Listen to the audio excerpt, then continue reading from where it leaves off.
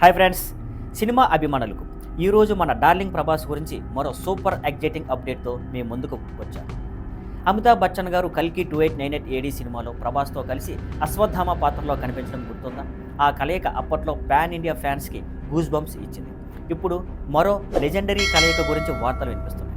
తాజా బజ్ ప్రకారం అమితాబ్ గారి తర్వాత ఆయన కొడుకు అభిషేక్ బచ్చన్ కూడా ప్రభాస్తో కలిసి నటించబోతున్నారని టాక్. ఇది ప్రభాస్ కొత్త ప్రాజెక్ట్ ఫౌజీ.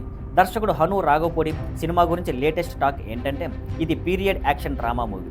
ప్రీ ఇండిపెండెన్స్ ఎరా నేపథ్యంలో సెట్ చేశారని చెబుతున్నారు.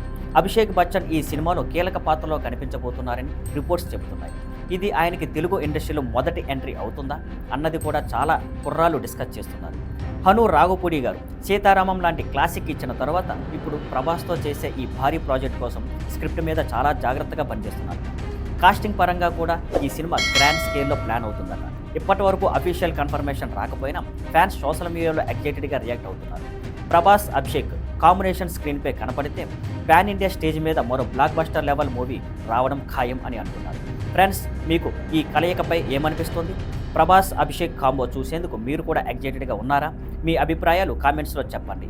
మరిన్ని ఇంట్రెస్టింగ్ టాలీవుడ్ అప్డేట్స్, సినిమా వివరాలు మీ ముందుకు త్వరలో తీసుకొస్తాను.